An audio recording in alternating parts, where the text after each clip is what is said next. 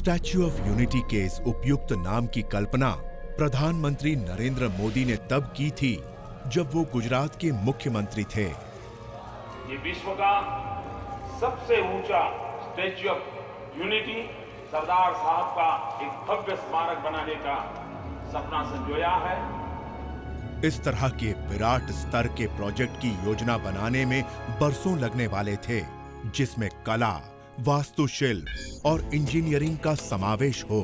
सन 2011 में सरदार वल्लभ भाई पटेल राष्ट्रीय एकता ट्रस्ट की स्थापना हुई ताकि इस कल्पना को सच्चाई का रूप दिया जा सके और उसके निर्माण में काबिल आदमियों को ढूंढा जा सके। लेकिन पहले प्रतिमा की सही जगह का चुनाव करना जरूरी था। सरदार पटेल की जन्मभूमि गुजरात में हमने साधु बेट नाम के एक आइलैंड को चुना।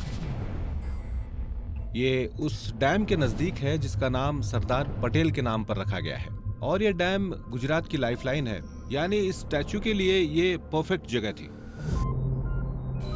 आज गुजरात में 182 निर्वाचन क्षेत्र हैं। प्रतिमा की ऊंचाई 182 मीटर इसी संख्या को दर्शाती है। इसमें वो डेमोक्रेटिक स्पिरिट है जो पूरे गुजरात में फैली हुई है, और क्योंकि इसकी अपनी एक संख्या है, शायद ये संख्या अपने आप में बहुत स्पष्ट है। 2015 तक योजना तैयार हो चुकी थी। 182 मीटर एक 61 मंजिला इमारत जितनी ऊंची है। भारत की स्टैच्यू ऑफ यूनिटी दुनिया की सबसे ऊंची प्रतिमा बनने वाली थी। प्रतिमा के कांसे के आगे के निचले भाग में एक इमारत होगी। इसके आधार पर प्रतिमा के पैरों के नीचे प्रवेश द्वार, म्यूजियम और लिफ्ट बनेंगे। दर्शकों के लिए 135 मीटर की ऊंचाई पर एक गैलरी बनेगी, जहां से सरदार सरोवर डैम और आसपास की पहाड़ियों का बेहतरीन नजारा देखा जा सकता है। एक ऐसी महत्वाकांक्षी योजना जिसे पूरा करने में सिर्फ 42 महीनों का समय है। भारत की सबसे जानी मानी construction company Larsen and Toubro को एक ग्लोबल टेंडर के जरिए प्रतिमा बनाने का काम मिला, लेकिन अब उनके सामने बेमिसाल चुनौतियां थीं और वक्त हाथ से निकला जा रहा था।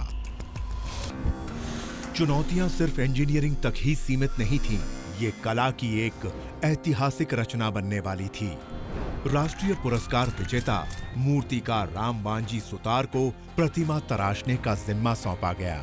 दुनिया में 2 आदमी की जरूरत होती है, एक कल्पना करने वाला और वो प्रैक्टिकली काम करने वाला। तो कल्पना की है मोदी जी ने, और हम उनके साथ काम करने के लिए तैयार हो गए।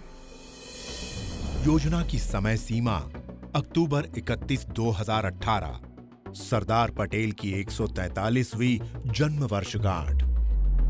जमीन तैयार करने और नींव रखने में करीब 12 महीनों का समय लगेगा।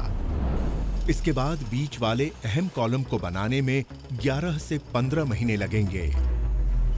आखिरी 9 से 12 महीने कांसे के अगले हिस्से को जोड़ने और सुधारने में लगेंगे। चुनौती बहुत बड़ी है। इस तरह का काम पहले कभी नहीं किया गया।